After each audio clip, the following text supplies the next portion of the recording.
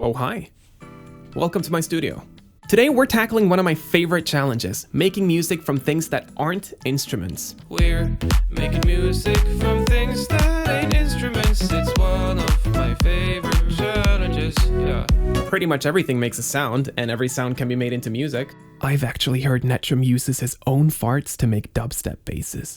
Anyway, I'm home alone right now, because my roommates haven't come back after the holidays, which means there is nobody to stop me from banging on anything that I can find in this apartment. But I don't want to just walk around recording sounds aimlessly. Instead, I've decided to recreate Sin Cole's Melodia? Who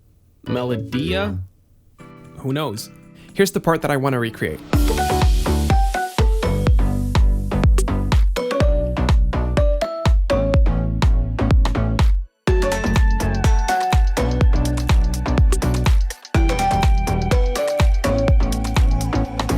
There's only one rule. Every single sound has to be an original recording of a household item. Now, I'm hearing 4 distinct layers of sounds that we will have to record. Number 1, the xylophone, except we can't use the xylophone. Number 2, the synth chords, except we can't use a synth. Number 3, the bass, except we can't use a bass. And number 4, a whole bunch of percussion, which shouldn't be too hard when literally everything is a drum.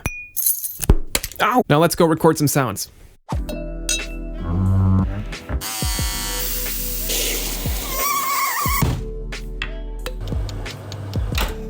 Okay, so for this xylophone melody, I went with this glass jar.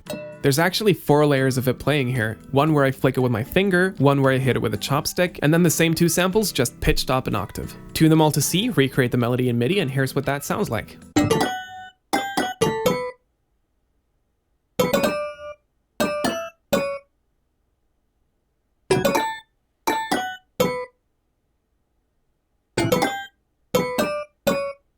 Now with some processing, like EQing out unwanted frequencies, adding some compression and reverb to make it sound bigger, it sounds like this.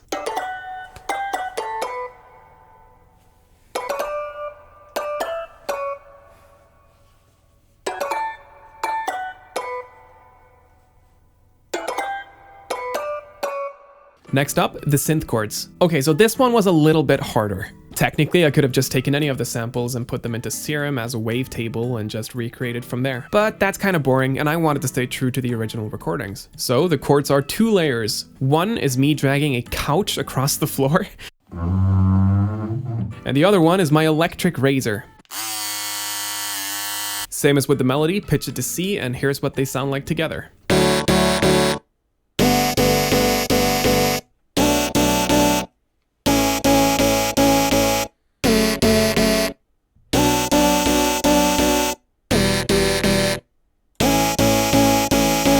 And here's what they sound like with some EQing, compression, and filter automations.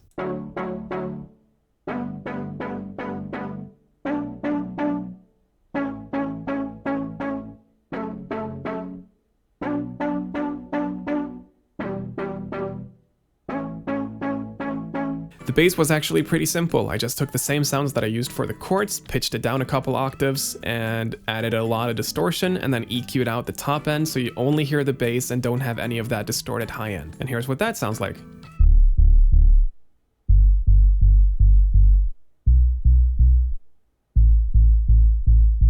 The percussion is a whole bunch of different sounds. There's cutlery hi-hats, cardboard kicks, hairspray shakers, a kitchen timer ticking, and an oven clapping. Perfect. There's even a light switch in there, so I'm hoping Charlie Puth doesn't sue me.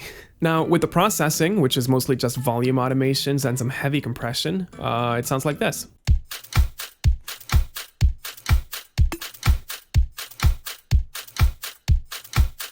For the white noise effect, the kind of whooshing impact when the drop initially hits, I literally just used a running tap and a can of hairspray. Stack those 2 on top of one another, add some high pass effects just to have it like fade out, and add some reverb to make it feel bigger, and a volume automation just to give it a bit of a pulse. It sounds like this. So altogether, it ended up sounding like this.